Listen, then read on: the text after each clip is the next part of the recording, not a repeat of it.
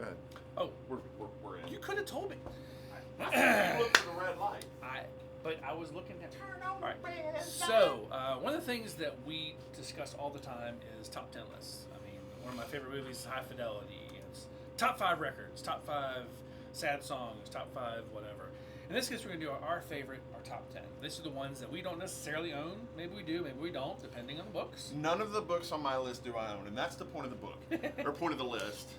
Yeah, I don't own any of these either, unfortunately, because a lot of these, some I could afford, but most are really unreasonably expensive. I guess we ought to kind of record this So, part of it, too. yeah, so we're going to talk a little bit about this, too, just so you guys have a... And we'll redefine for the podcast recording part of this what we're You guys actually get doing, because he the kind of missed it. You get the preview of the thing. Hi, guys. I'm David. And I'm Charlton Heston. Oh, no, wait. Sorry. I think I watched the movie earlier. Planet of the Apes. Wow. So, Guys, and I am Garin Diggers. This week, rather than doing a Marvel continuity, first of all, because after me reading all of Futures End, my brains were about to leak out my ears. Well, and we're kind of done. I mean, we're kind of caught up. On Marvel, yeah. On Marvel, I mean, we could talk about War of the Realms. We've already done War of the Realms. Yeah. We're kind of there. Yeah. So, and We didn't start far enough back on Marvel to have and we've done House of a couple Powers of months worth of yeah, material. I mean, and yet we've got a few more weeks of DC. But what we're going to Yes. do this week to fill in the Marvel segment is we're doing our dream lists. We said top 10. Mine's going to be a little bit less than that, or a little bit more than that, rather. But top 10 list. Mine's in no particular order, interestingly enough. Well, mine is not a specific order, but kind of my favorite. I don't know. We'll get to it, But dream list. Dream list meaning you hit the lottery tomorrow and you're ordering comics. Right. Or if you could lay your hands on these comics, these would be the things that would be the most meaningful, if they the most if key, they most wandered awesome. into your comic book store, what would you do? It's the owner on the head with a hammer. Run, yeah. Run. So the question, it. and here's the thing: this is our challenge to you, and we would like to. We'd like to. Actually, it's more than that, and we're going to talk about that at the end. Okay, so we're gonna have a challenge at the end. All right, so for me, I have in my number one slot. Number one slot with a bullet. Amazing Spider-Man, number 129. Which is really what I wanted to get you for your birthday, but it's valued at between $350 and $2,000. Yeah. It's a little pricey. Even a facsimile or a reprint of it is like $100. Yeah. It's kind of ridiculous. Yeah. But it is the first appearance of Punisher. It's a really, really big book. It's one that most collectors, even if they're not huge Punisher fans or huge Spider-Man fans, they have to have on their list. You know, if I was somewhere and ran across it on the cheap, it would be the thing I would yank the credit card out for. Oh, and it'd be on the wall. Yeah. Yeah. Well, it'd be on your wall. Well, yeah, because it means something to you, and it.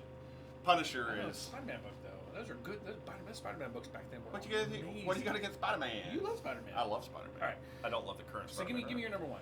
Wolverine, first appearances. Now I'm going to give you two books here. Sure. Because it doesn't have to be one single book. It could be a run, and we'll call it a run. Yeah.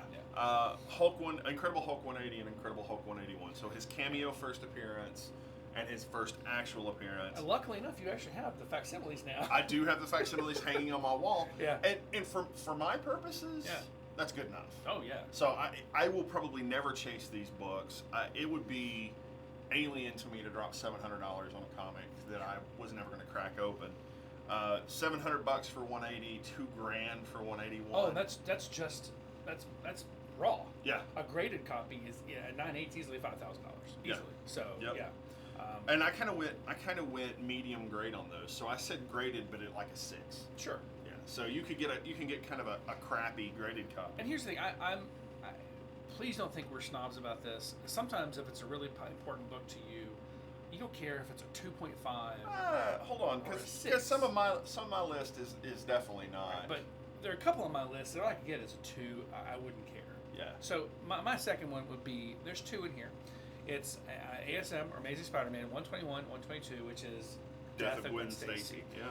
Those run between 200 and 5,000 depending on condition, depending on grade. Really important book. Those are the books that define a character and define the time that they're in. And Those are the ones I truly, truly love. How about what you got next? So I'm going to laugh, and I'm going to mention this second book, and the reason I'm going to mention it is because I bought them. Because you own them now. So when I was researching this, I wanted to get Damian Wayne. Yeah.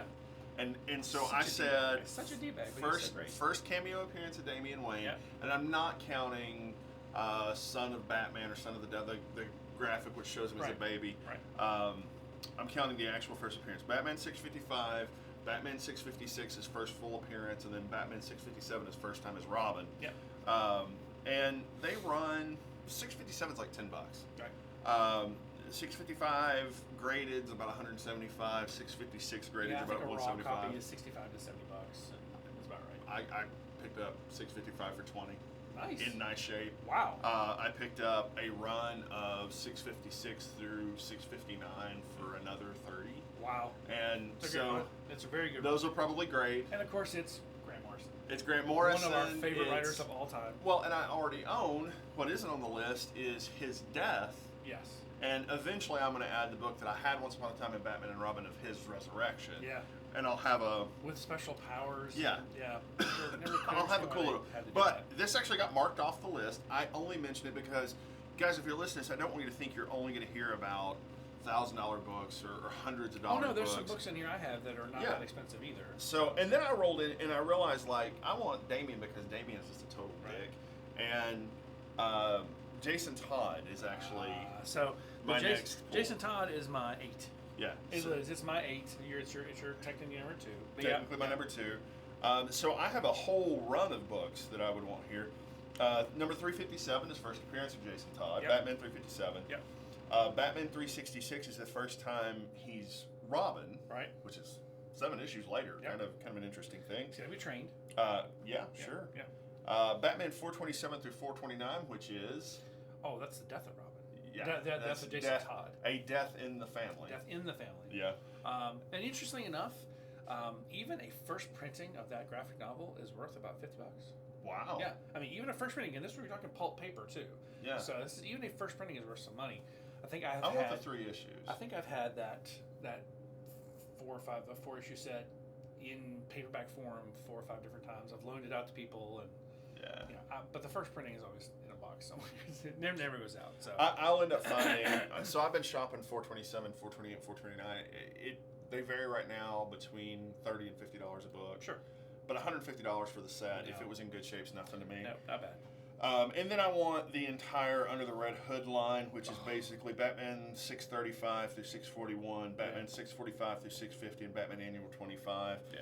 All told, if I was to get all of that together, I'd have about $500. Well, $500 graded for Batman 357. I'm going to try to find it ungraded and then grade it. Sure. 366 is going to run me about $100. Graded 10 to 20 not. Sure. And then 427 through 429, like I say, $20 to $50 a book, so somewhere between $60 and $150. Yeah, it's not bad. No. My number 3 is a big number 3, Giant Size X-Men number 1. Wow. Yeah, that's a big book. I have read it. In fact, I have a facsimiles. Man. I have a reprint and a facsimile of it, and of course, I have it digitally somewhere for someone ripped it somewhere. But you're talking 2,500 to 4,000. That's about right. I mean, you could go as much as 5 depending on condition, but that's a good average. I think even if I was a millionaire, I would be afraid to own that book. Well, because if the house were ever to burn or whatever, and a copy of that, but they do have comic book writers for insurance. They really do. I know that's a thing. But you could lose it and then not be able to replace it. Well, that's the problem too. It is a book that you can't find. In fact, I found one on eBay for like $400, but it was trash. I mean, someone had literally wiped their ass. There was crinkles and like looked like they had cut like it looks like Cyclops had been cut out and then re-glued back in.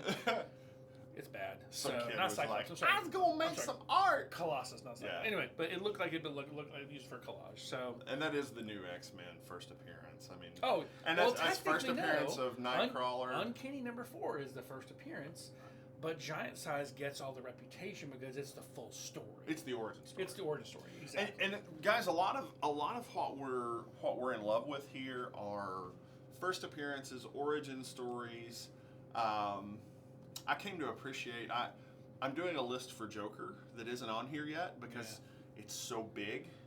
He's been around for a long time. Yeah, literally 80 years. Yeah. And so I want seminal moments, and his are less. But there is actually an origin story. There is an origin story. There is actually an origin story. But there's multiple origin stories. But it doesn't say who he is, what his name is. So, right. So three Jokers is still a big deal. He could be Joe Chill. He could be Jack Napier. There's so many different. Arthur Fleck, exactly. So there's so many different versions. What's the third one? There's a fourth one. Was four. Yeah, but what's the other one? So Arthur Fleck, Jack Napier, Joe Chill. There's another one too, and I can't remember the name. It's the recent one. Fleck is from the movie, the Joker movie. Fleck is from Killing Joke. Is it Killing Joke? I thought it was Killing Joke was what gave us Arthur Fleck. Okay, all right. Well, yeah, he didn't realize that script was. Anyway. Same character. All right, so that was your number 3. What's your number 3? Gambit. So two pieces now, no longer one, and this one gets a really high list. I honestly don't like Gambit. I really don't. Like, Gambit is about Damian Wayne being a douche. Like, Gambit's pretty much a jackwagon. Oh, but he is. But he's kind of years a ago, jackwagon. yeah, I've told this story a few times. Years ago, I traded Uncanny X-Men number 266 for a stack of New Mutants in the first couple of X-Force. New Mutants 98 being one of the books in the run, and I, for years, felt like so gypped by that. But you have the much more expensive book. But I have the much more expensive book in the form of a maybe 4.0 copy of New Mutants 98. Yeah. But there's 2 books. I want X-Men Annual number 14, which is the first cameo appearance of Gambit, which I've never owned. And it's not really a cameo. There's multiple pages where it talks about him. Yeah. It appeared before 266, but he's on the cover of 266, and it's the full origin story. And again, that's why comics have been kind of playing fast and loose with what's first appearance and what fanboys like compared to what is factual in the printing order. Yeah.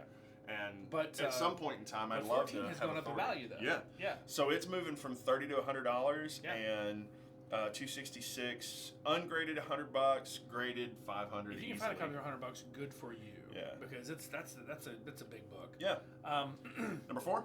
Go with your number 4. I like your number 4. Your number 4 is awesome. So I went with a Harley Quinn, and her first appearance in a comic book is Batman Adventures number 12. Not her first appearance, but her first appearance in a comic book. She actually first appeared in Batman the Animated Series. Exactly. So she is one of a few characters, which incidentally X-23 first appeared in X-Men Evolution. That's right. And then rolled over into comics with a much, much darker background. Oh, yeah. And we'll get to her in a minute. So it's a whole thing for her. What amazes me is it's a 90s comic. Yeah. It's worth $1,300 to $1,500. Oh, and or more, depending on condition. I mean, they go for up to $3,000, depending on grade, depending if they're 9.8 or those are still a very, very, very hot book. Even the dollar comics, even the reprints, I have a hard time keeping in. So that's a pretty big deal. And interestingly enough, you don't get her in continuity first appearance there, which actually happened in Joker Harley Quinn later. Didn't list that here. Nope. It's one of those I need to add. So my number 4 is completely unattainable. Fantastic Four number 1. Yeah, see, you're talking an $80,000 book. It's completely unattainable, but I love the Fantastic Four ever since I was a kid. You're talking about. Did you buy the facsimile?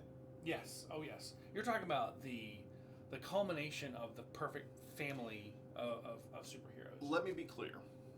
The reason I like facsimiles so much is at one point in time, 15, 16-year-old David, very young and gullible, was looking for these books. I want the first Fantastic Four.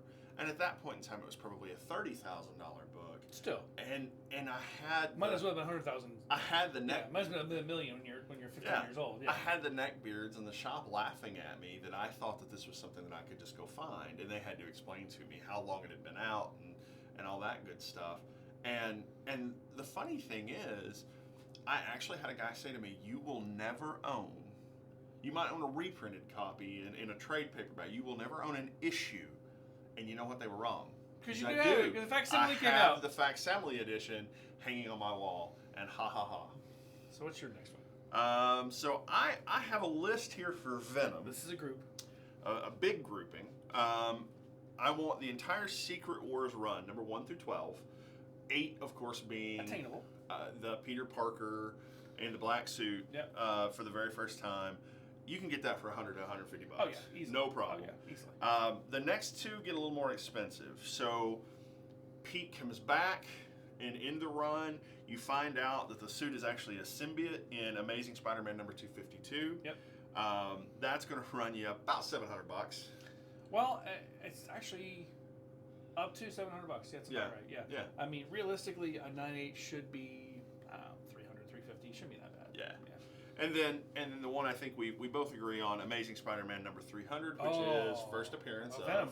Venom. Yep. Venom becomes a character, and that's why this is the Venom heading, the Venom Well, that's what grouping. it is. Well, I mean, you could add Venom Lethal Protector in there. Oh as yeah, well. first solo Venom. Yeah, but I mean, those are very attainable. They're like $25, $30. They're not that bad. Well, I used to own them. It's true. One of those things Yeah. I've sold off. So we're talking expensive books, but not that bad. Yeah. My next one is attainable but still pricey. Next Men number 21.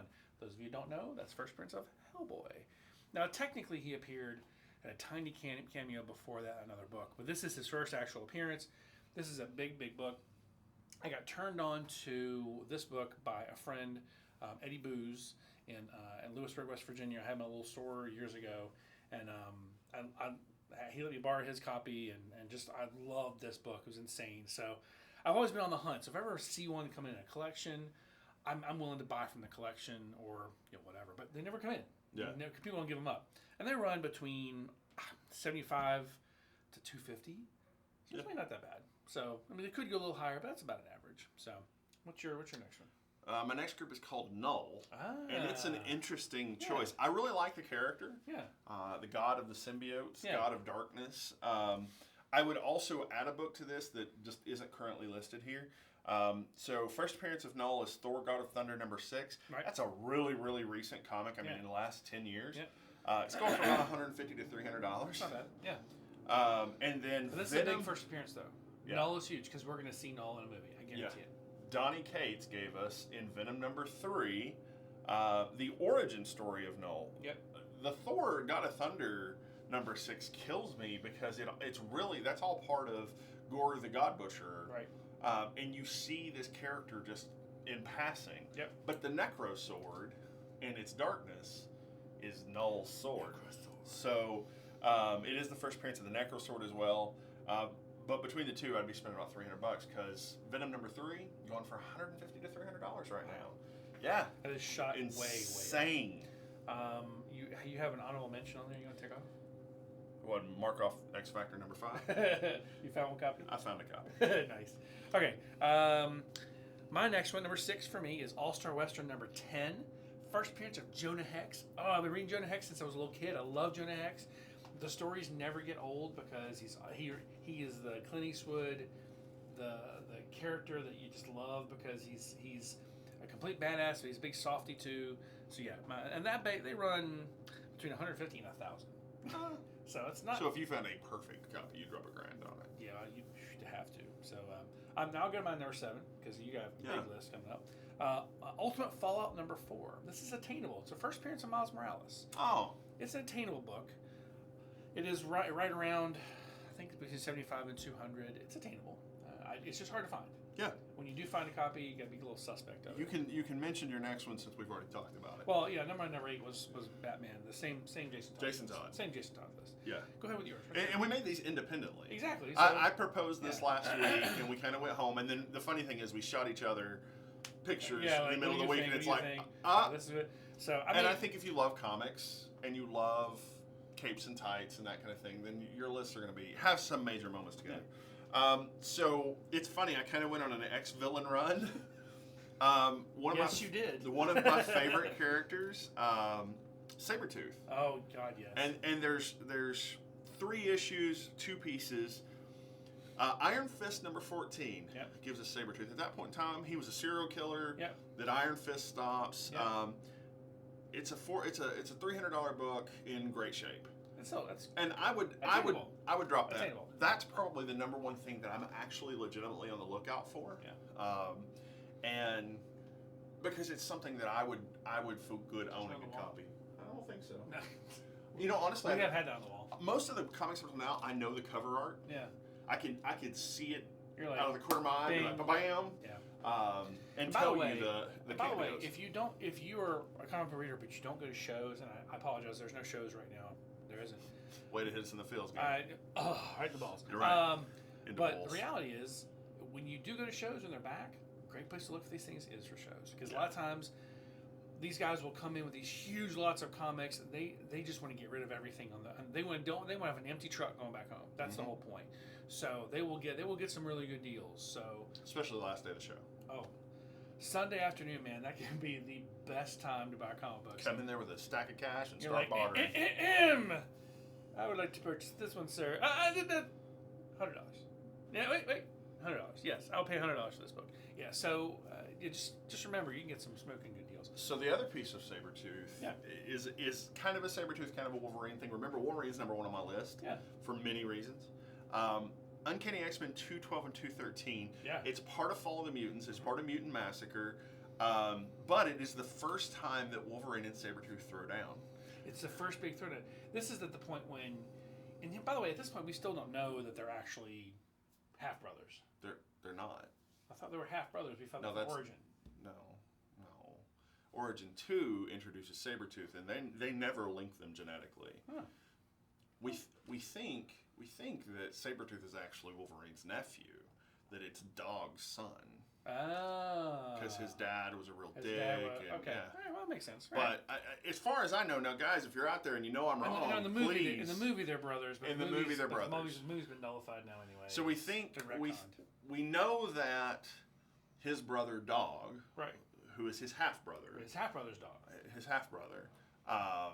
because apparently James's mom was stipping the help. Yeah. What a horrible. I mean, that's the truth. Yeah. That's where James Howlett came from. Yeah. So, but Sabretooth doesn't show up until Origin 2. Right. And there's no relation between them. They stumble across one another in a mining camp, and he's running around with a redhead, and Wolverine. What is it with him and redheads? What is it with Wolverine and redheads?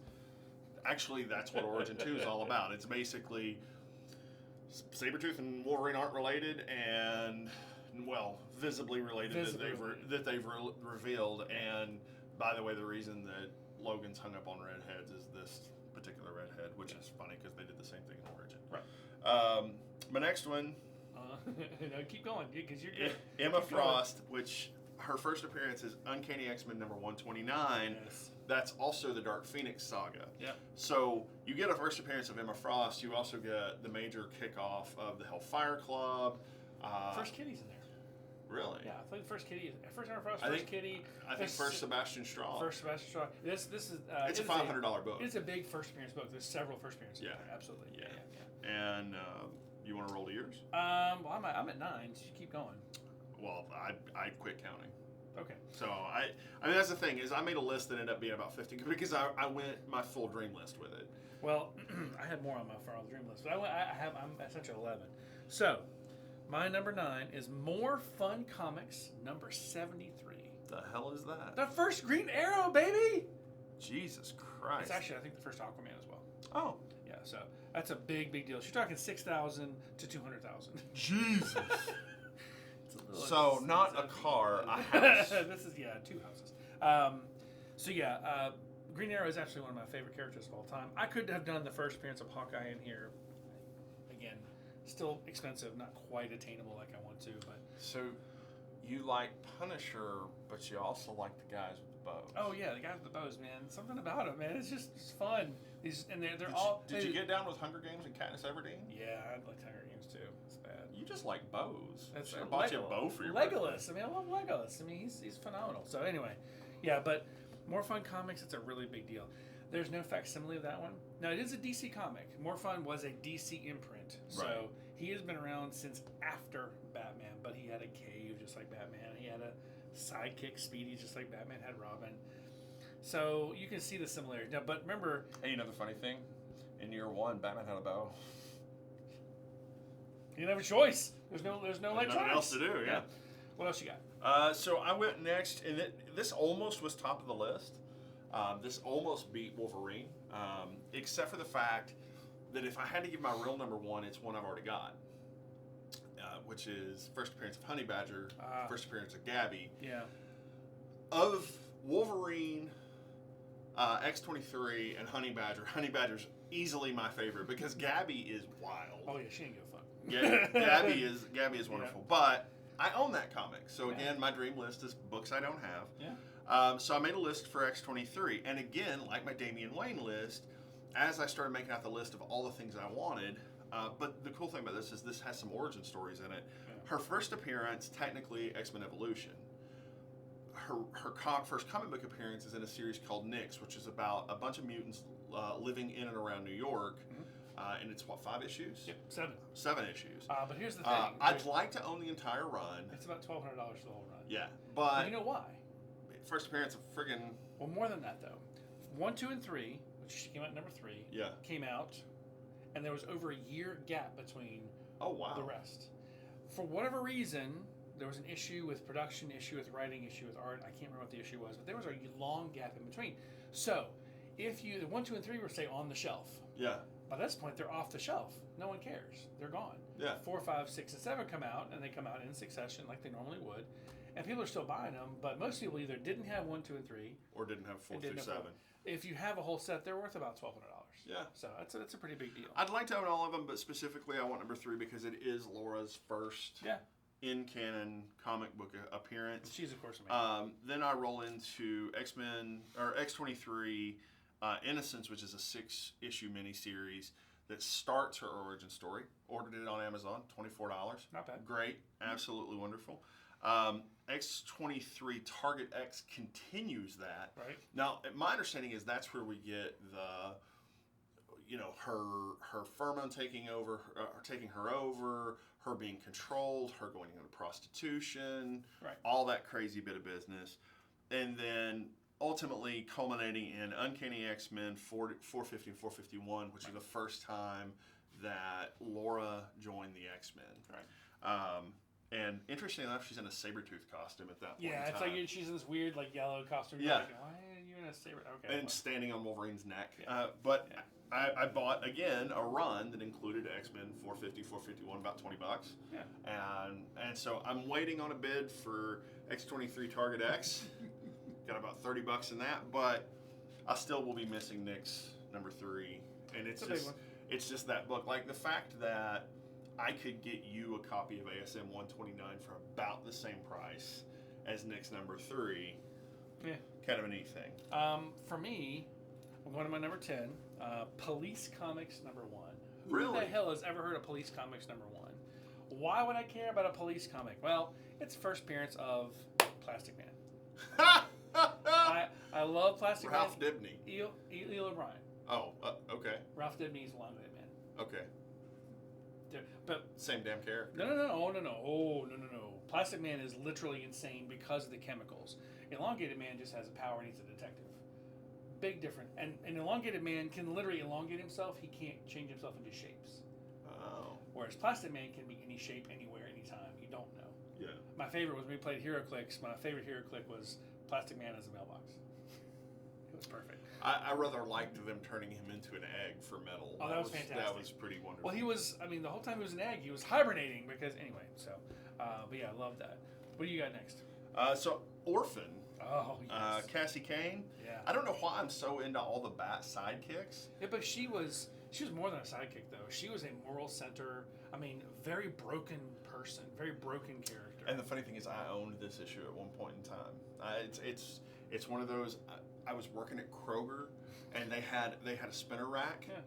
and I'd go over and pilfer the spinner rack and check out and have just a stack of whatever came in. And I had the whole run introducing her, and I don't know even really honestly know what happened to it. I don't remember selling it, but it's not around anymore. So Batman 567 is the first appearance of Cassandra Cain. No, and unfortunately, we're going to pull that let's be clear moment. That Cassandra Cain in the recent Harley Quinn movie is not this Cassandra Cain. Yeah, no. Not even, I haven't seen it, but no. She not even. talks. That's... She talks, and she's a little fat Asian kid, and that's just fine. That there's a good character in the movie. Don't get me wrong, but that is not this Cassandra Cain. Very, very different character. Probably I felt right now. I was pissed off because you said let's be Probably. Sorry, Rob. Sorry, Brian, because did you do that because he had to do it? You just, Legends of the Dark Knight number 120 is her first appearance as Batgirl. Yes. And it was a drastically different Batgirl. Her whole face was covered in a mask. This part had been visibly stitched on, and she was brutal. Basically, it was a damaged costume because all these rips and tears, she had repaired the rips and tears so she could be Batgirl. She wasn't a sanctioned Batgirl by Oh, no, yeah. In any way, shape, or form, she had found this costume, she had repaired it, and she became this dark Batgirl. And of course, Batman takes her in once he knows what's going on. He knows what kind of weapon she is. I mean, she was trained to be a weapon from birth. It was very dark. Interestingly enough, Batman and Robin Eternal explores a lot more in depth about how she came to be what she is. Very dark, very 26 painful. issues. The last issue, she takes the name Orphan, which was her father's code name. Exactly. And he actually dies in the series. Yeah. So I'd like to have Batman and Robin Eternal number 26, which again I had at one point in time. I sold it with a run. I'll keep going. But that's that. This is one of those weird, and I don't have any values for Orphan. None of them are over $20. No, they're not expensive. Those are not expensive at all. Fin Fang Foom. Strange Tales number 89. This is the most outlandish book on my list. I couldn't find one for sale anywhere. Oh, they're out there, but they're hard to find. Strange Tales 89 is the first appearance of Fin Fang Foom. I want it. Fang. Foom. I want it because Fin Fang Foom. What, J. Jonah Jameson? Yeah. No. J. Jonah It's Jameson just not the Jr.? same. Finn, Fang. Also, he's the most surprised-looking dragon anywhere. Oh, yeah. It's The best is the current run where he's hiding beside a trash can, or in a trash can, in Avengers Tower, and he's this big, and you're like, that can't be right. But it is Fin Fang Foom. It's Fin Fang Foom. Because all the other dragons are chasing him, trying to find him in Avengers Tower. So that's the current continuity. So that's pretty fun. My last one on my list, I could have gone way, way more, but the really, really big one I want, the one that's like the elusive book that I've had my hands on several times and just never pulled the trigger, is ASM 300, First Appearance of Venom. Gotta love Todd McFarlane. Gotta love the art. I have several signed copies of things from him. I've got, of course, Spider-Man number 1. I have the Platinum edition, signed Platinum edition from him. Love that book. I genuinely, I think Venom's one of my favorite anti-heroes ever. Depending on who had him, it's even better too. When he was inhabited by Flash Thompson, it was so fantastic to watch. So I'm going to do my last one where it looks like we may get bombed in on somebody. No. All right, so I'm going to call this my Ghost Riders piece. So it's not a linked series in anything other than it's the first appearances of Ghost Riders. Oh, yeah. So Marvel Spotlight number 5 from August 1972, Sure. first appearance of Johnny Blaze. Yep. Ghost Rider Volume 3 number 1, first appearance of Danny Ketch. And then all new Ghost Rider number 1 from March of 2014 is first appearance of Robbie Reyes. And I don't even know that Marvel I care Spotlight that much. is pricey. It's Yeah. very expensive. Yeah. But Danny Ketch is maybe $25. Yeah. Yeah. And then Robbie Reyes, it's gone up a bit. It's maybe $25-$30. Well, because he was in the TV show. Shield, And, yeah. And they're still talking about him being in a movie.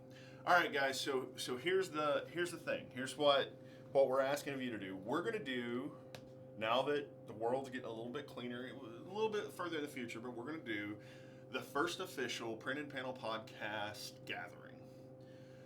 And what we're gonna do is we're gonna ask you guys to create your dream lists, and we're gonna pick something between 4 and 10 people to come sit down. We'll have a little bit of pizza, a little bit of drinks. Yeah. No adult beverages, guys. We're going to be doing this in public, and we're gonna sit and we're gonna record a session talking about everyone's dream list. Yeah. And I'm sure Garin and I will have some updates from our own, but the main thing is going to be talking to our listeners about what they love, what their top 10 all-time best, and I really want to get some things, and we were asking things you don't have. Yeah. Things you don't already own. Things Yeah. you're like, man, I've always wanted Immortal Hulk number 1, or I've always wanted first appearance of, say, Gamora. The Batman Who Laughs. Batman Who yeah. Laughs. Exactly. Yeah. So that's what we're looking for, guys. I really would like to have you guys start putting together those dream lists now. Yeah. Probably looking late May, early June. Yeah. To sit down and do a recording. We'll do like a lunch or a dinner. Yeah. And just sit down somewhere around a big table and eat and talk and do a little recording for the show. Yeah, I think we have a lot of fun because everyone's got their own thing they like to do, and there's no right or wrong. Right. It's just all kind of like, hey man, I love this. This is why. I'm like, oh man, dude, that's a fantastic book. I love that book. We should try to get you that book. You know, so. Yeah. And I suggested a thing to Richard, the owner of Nirvana Comics. I said, hey man, why don't you offer a dream list service? Literally just in the process of us talking about this, my suggestion was, why don't you have your readers who like to collect the older stuff put together a list of the things they really want, database it, right, and on a first come first served basis, if you get ASM 300, Garin probably gets first crack, David gets second crack, and on down the list it goes. And it does two things. Number one, it puts comics in the hands of the people who love them. Right. And number two, it gives him an idea of what back issue comics he should be buying for the shop. Yeah. So, guys, if you're a fan of the idea, please reach out to us. Tell us what you think. Yeah, honestly, tell us what you think of this idea. Because, and if you're interested in participating, please let us know. Drop us a line on the Facebook page. Give us a shout because honestly, we want to hear it, and we'd love to hear what you guys think. So and I love just coming up with random stuff. Yeah, It's a good way to fill 35 minutes. So, Guys, thanks, guys. Thank you so much for watching and Yeah, listening. fun. We certainly appreciate you.